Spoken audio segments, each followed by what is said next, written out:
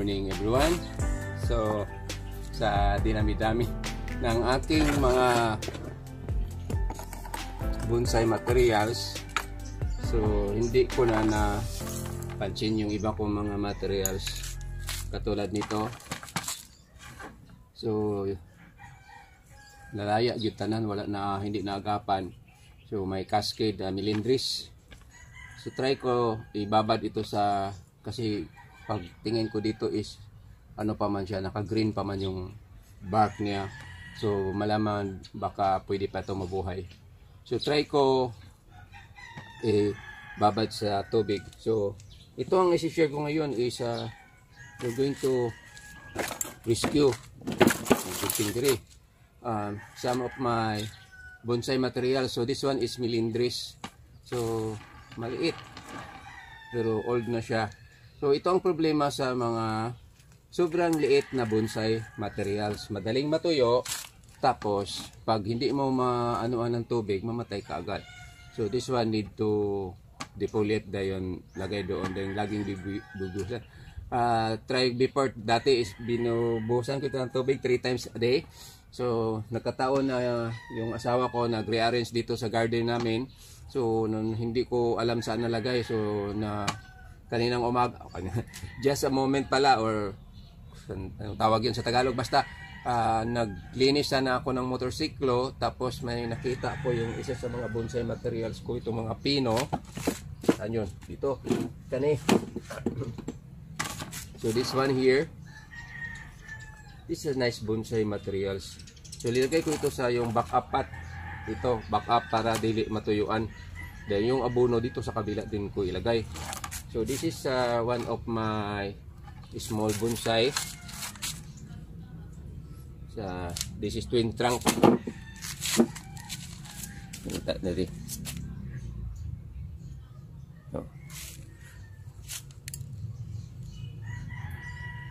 So ganyan kaliit. So gamay siya. Record ba? Okay, play. So this is what we call pistil. Then we have also, ito ang i-work ko, just sharing na. This one's very old already. Yung pot niya, nalusot ng kamot. This is boxwood. So sa dami ko ng mga seedlings na boxwood dito, tumigil na ako sa paggawa kasi mamatay man diretso niyang sanga. So lisod, mahirap i-bonsai itong boxwood. But this one is maliit, so try ko na lang na baka ma-survive ito yung ganito kalaki. So just yung i-bend ko na lang kasi i-wire siya, matay man. So ibawog lang na ako ni siya para maba ng kaunti para maging siyang shorter tignan. So for by boxwood, dami nito. And we have another one here is this is exposed throat milindris. Yun, may backup siyang pot, nilusot na gani. Try ko para magkadahon ulit. I-refine ko ito kung anong mga gawa-gawa. Then we have another here, milindris. Yan. So wala. Lisod ang milindris usay, mamatay sometimes diretso. Then I have the red picos bonsai. Ito ang ano ko sana, oh. Saan? Lima dito yung mga gamit ko. Mga wala minsan.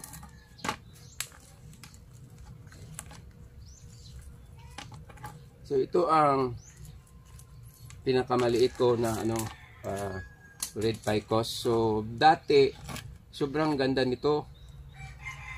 Kaya lang napabayaan, namatay ning mga sanga na wala na po angay. So balik na po to the start. So yan, oh, mabuti na lang may sumulpot. So tanggalan ko ito ng wire. Then ibalik naman sa ano niya, kalalagyan. Ito ang problema sa yung maganda na sana, tapos biglang may mga sangang mamatay, usog na pod. So naglubo na ning naglulubo na ning ano niya mga gawin na lang nito is ito namatay itong sanga, napulihan siya og dako ito. So nabali. So ang gagawin dito is mag-rewind na lang ako dito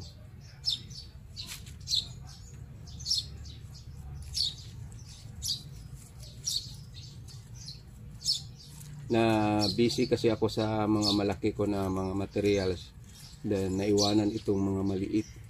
So nagkalat kasi kung saan saan ko lang ilagay, kung saan ang pisto na ano siya, yung may landong ba. So ito ibibend ko na to pababa, tapos alutan.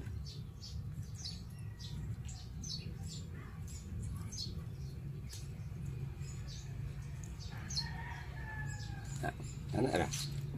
Ito pang gunting habol. Dahil yung putulin sa dulo.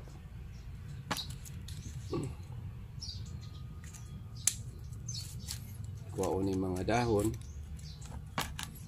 Then itong sa baba, itatrap na lang ito. Like this one here.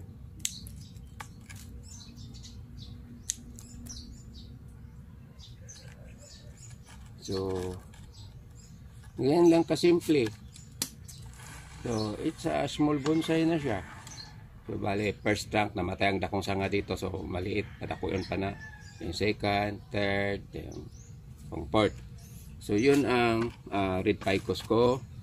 Then ito muna ang ano ko.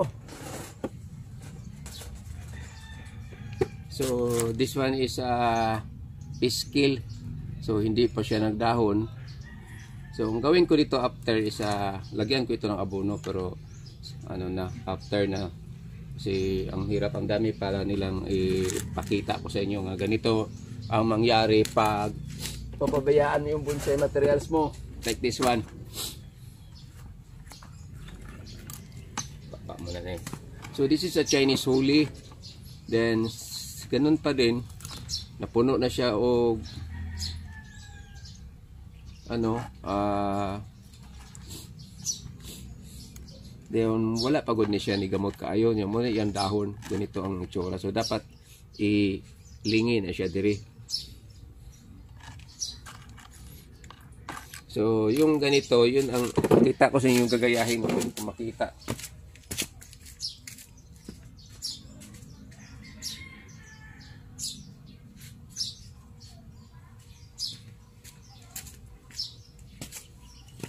So ito, ganito sana, lingin, yan.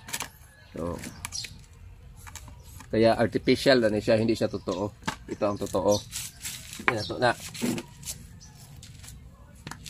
Then, ito na itong giiptan. Then, we have another, ang dami ko dito mga materials. This one is milindris. Yan, lusot na gani. So, ang milindres pag kulang sa pag-asikaso, ganito ang mangyari. Then, I have another here. It look like ano siya, yung ano siya, anong tawag yun? It is a Chinese holly. May pot na siya nakatago sa ilalim. So, ito yung pot niya. Puno na siya o ugat, makita, very transparent ang pot ginamit ko. Ang gawin ko dito is sa matong gunting. So para mag-multiply itong mga dahon, gupitan na siya, alutan na lang hantod, mapuno na siya og dahon pabilog. So this is very nice, hopefully makita dyan. Pag mapuro man na ni, maganda kasi ang sobrang liit na materials. So itong mga dahon na ayaw ko tanggalin yan para makaboilo ning na ay dahon na gusto mo. Hindi na nakita diha, ibot ko rin mga dahon kay gamay kaayo. So yun ang so hopefully makita. So sobrang liit na materials. Then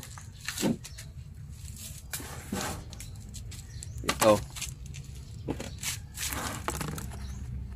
So this is exposed rose milindres. Kaya lang lusot na ng gamot dili ang milindres manggod, ang problema nito is lugo siya mo kuan kaning mahirap magdahon og daghan ba na magtapok.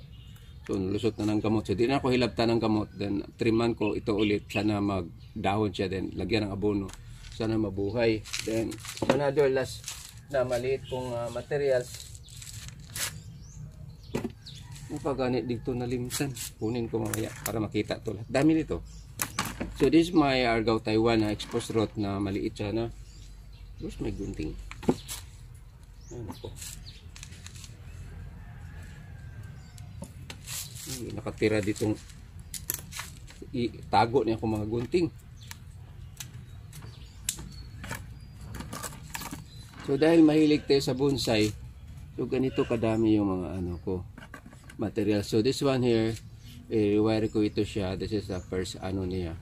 Then dito sa taas, gawin ko itong yung bilog, yung sa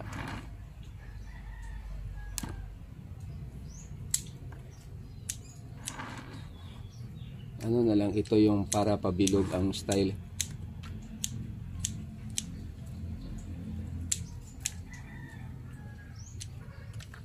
O ano, pwede i-flat, pwede po siya ano, yung parang pine na rin, yung African pine ba tawag yun. So this is about my materials, some na pabayaan na. So try ko i-restore ito, sana may malalagyan ako dito na maging maganda. So hanapin ko pa yung isang mga maliit kong mga bonsai. So this is yung isa sa mga bonsai ko na nakita ko doon. So maganda na sana ito kasi medyo na matured na, although nag-wild siya. Pero ang problema, sayang, this portion here namatay, upper side namatay, underside, so almost yung natago sa walang hindi na sikapan ng araw, yun ang part nga namatay. So bakante na naman siya.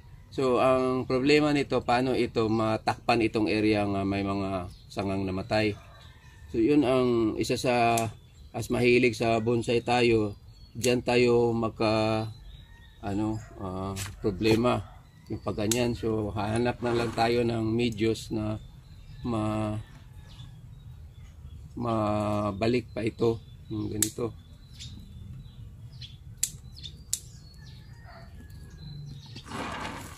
So bakante diha, pero okay rapod siguro kasi ito na lang gawing front ko. Dito yung may areang namatay. So if ever i-video ko pa ito yung paano patay na po.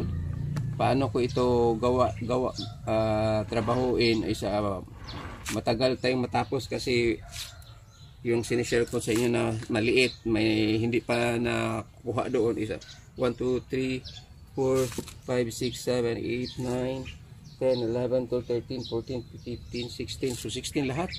So ang tagal. So yun, ang i-share ko lang sa inyo is yung magbubonsai tayo ng maliit, sobrang hirap kasi kailangan ng grabing pag-alaga basta maliit yung mga materials ninyo.